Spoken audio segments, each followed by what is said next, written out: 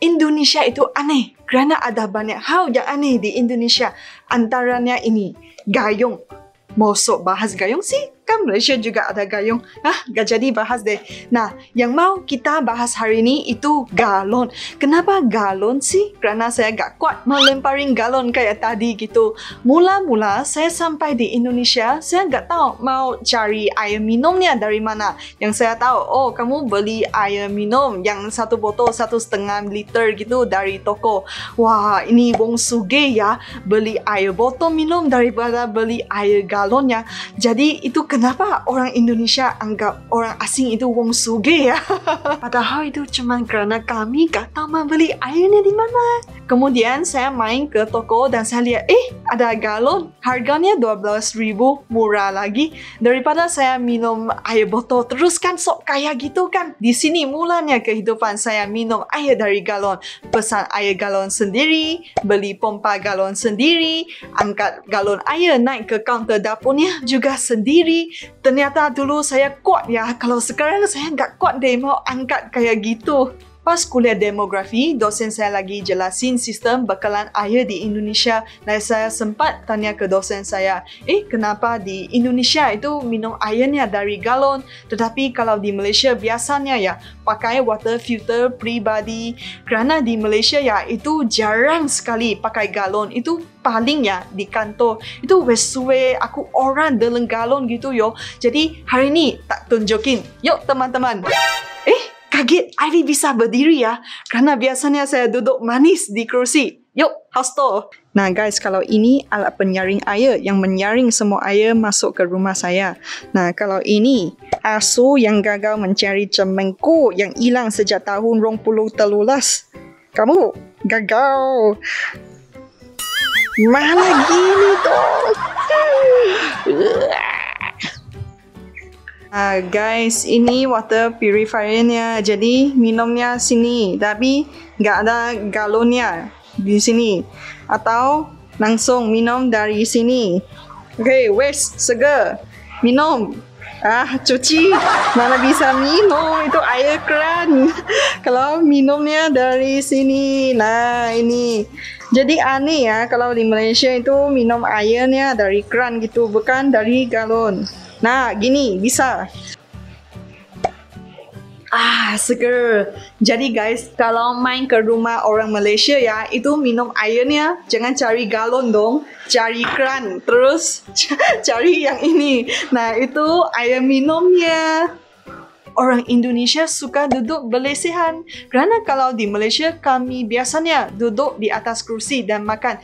Jarang sekali ada restoran, ada warung yang duduk berlesehan. Jadi mula-mula saya sampai di Indonesia, saya lihat kayak gini, saya merasa sangat unik sekali. Dan saya pengen coba ya. Pas saya main ke warung SS, itu kan ada karyawan lagi tanya saya, pengennya duduk kursi atau duduk lesehan? Biasanya warung di Indonesia kayak gitu ya, ada pilihan duduk. Terus saya pilih, duduk lesehan aja. Dan mula-mula kayaknya seru deh. Kayaknya ada apa ya, lagi main ke luar negeri, di Jepang atau gimana, kamu duduk lesehan, kayaknya minum teh atau gimana, kayaknya gitu deh. Tapi lama-lama ya, kaki saya merasa kebas sekali kerana saya gak biasa duduk kayak gitu. Apabila ibu saya main ke Indonesia ya, saya lagi bawa dia mau makan di lesehan warung SS di trotoar UGM gitu loh.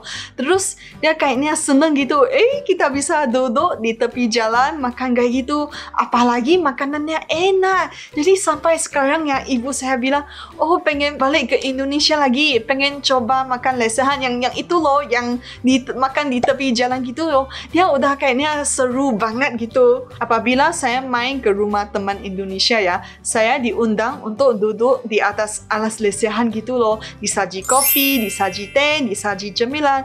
Itu kayaknya piknik, tetapi di dalam rumah. Itu kayaknya seru sekali. Tapi saya agak penasaran, kenapa Indonesia ada budaya berlesehan gitu. Dan kemarin saya sempat diwawancarai oleh Mbak Trisi yang dari IPB. Mbaknya ceritain ke saya, menjelas ke saya, bahawa duduk berlesehan itu untuk menjalin silaturahim, untuk mempereratkan hubungan antara adik keluarga.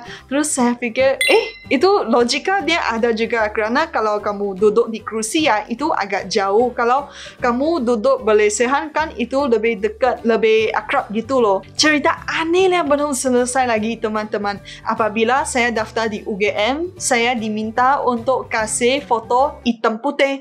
Pas itu saya sangat kaget. Nah, ini yang antara semuanya paling culture shock untuk saya pribadi. Kenapa? Karena foto hitam putih ya, kalau di Malaysia itu untuk orang yang sudah meninggal. Jadi mula-mula saya emang merasa aneh dan kaget sih, tapi saya kasih apa yang diminta aja. Dan pas saya lihat teman saya, mereka juga kasih foto hitam putih, baru saya merasa agak tenang gitu. Vi, sabar Vi, ini daftar masuk universitas kok, ini bukan daftar masuk syurga kok. Jadi guys, kalau main di sosmed Malaysia, jangan share foto hitam putih sembarangan di sosmed, nanti dikirain udah meninggal kok.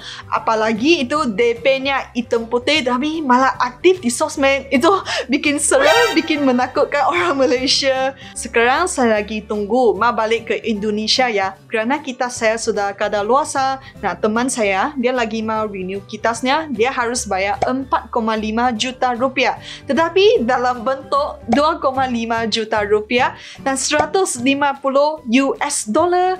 Nah, tetapi ada syaratnya teman-teman. Sampai sini kalian sebagai orang Indonesia sudah dapat teka. Itu nota USD-nya harus mulus, harus cantik, tidak boleh ada kotoran, tidak boleh terlipat ya. Nah, ini bikin saya kaget. Kenapa bisa begini? Karena ini khas ada di Indonesia. Karena kami di Malaysia gak ono kayak gitu. Ya, kalau di Indonesia nota USD-nya gak cantik, nilainya turun. Oke, jadi sekarang saya tahu. Nanti saya balik ke Indonesia, saya bukan saja bawa oleh-oleh buat teman-teman, tetapi saya bawa nota USD yang cantik, bawa balik ke Indonesia. Mula-mula saya sampai di Indonesia, saya lihat ada satu papan iklan di tepi jalan. Itu punya lampu berwarna pink dan itu gayanya sangat modern. Wah, ternyata iklan, malah papan iklan di Indonesia itu bisa segitu keren ya. Tetapi akhirnya saya tahu, wah, itu iklannya iklan rokok. Kerana di Malaysia ya tidak diperbolehkan iklan rokok, tidak ada di TV, tidak ada di papan iklan, tidak ada di sponsorship, tidak dibenarkan. Tapi di Indonesia itu iklan terkeren itu malah iklan rokok. Jadi saya kaget, ini culture shock untuk saya ya. Kerana saya nggak pernah lihat iklan rokok, kerana Malaysia nggak ada. Saya pernah lihat pas saya lagi kecil, umur 4 tahun, 5 tahun, lihat di televisi Marlboro, lihat di papan Marlboro. Tapi sekarang nggak ada langsung. Jadi itu bikin saya kaget. Iklan rokok, iklan rokok. Kerana di Indonesia juga ada banyak orang merokok ya, jadi market merokok di Indonesia adalah sangat besar. Dan kemarin saya KKN di Maluku ya, mereka ada acara bola sepak yang juara satu malah dapat satu box rokok. Dan di sini saya gak nyambung, kan bola sepak itu acara olahraga, seharusnya ke kesehatan gitu. Yang juara satu malah dapat satu box gede cigarette, satu box gede rokok untuk para ahli tim ya. Jadi di sini saya merasa agak kaget dan saya tahu itu merokok itu mempunyai budaya yang sangat mendalam di Indonesia. Saya lihat malah ada scholarship The Jarum dan ada acara badminton disponsor oleh The Jarum. Kalau di Malaysia ya, itu merokok sangat dikendali dengan ketat sekali. Kamu tidak bisa merokok di sembarangan. Kalau kamu makan di restoran, kamu gak bisa rokok. Kamu harus menjauhi dari restoran 3 meter baru kamu bisa merokok. Kalau kamu melanggar undang-undang merokok di Malaysia, kamu bakalan didenda RM250 atau sekitar RM900,000. Jadi kalau kamu mau rokok ya, kamu harus jadi orang kaya dulu deh di Malaysia. Kerana merokok sendiri dendanya banyak, dendanya ketat sekali dan juga rokok lebih mahal. Dan lagi satu guys, kalau lampu merah di negara lain itu bersih daripada aktivitas manusia, tetapi tidak berlaku di Indonesia. Kerana di Indonesia lampu merah itu merupakan titik tumpuan aktivitas manusia. Kalau kamu mau beli lidi, kamu ke lampu merah. Kalau kamu mau beli koran, kamu ke lampu merah. Kalau kamu mau beli mainan kanak-kanak, malah gunting kuku, kamu ke lampu merah juga. Jadi saya sebagai warga negara Malaysia ya, pas saya sampai di Indonesia, saya kaget dan saya hairan dan saya merasa sangat special.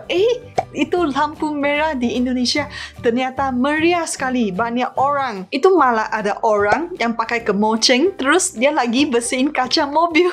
Wah, itu sangat lucu sekali. Itu tidak terdapat di Malaysia. Dan malah ada orang yang minta sumbangan di lampu merah dan saya pernah lihat ada orang bernyanyi di lampu merah buat kumpulin dana. Ini sangat aneh untuk orang Malaysia kerana di Malaysia kamu tidak diperbolehkan untuk melakukan aktivitas apapun di lampu merah. Nggak boleh berdagang, nggak boleh minta sumbangan. Pokoknya harus clear, nggak ada manusia. Nonton sampai sini, kalian pasti merasa lucu. Ini mah biasa untuk orang Indonesia, malah bikin orang asing kaget, bikin culture shock. Dan banyak lagi hal yang aneh dan menarik di Indonesia yang saya nggak sempat mau sharing di satu video.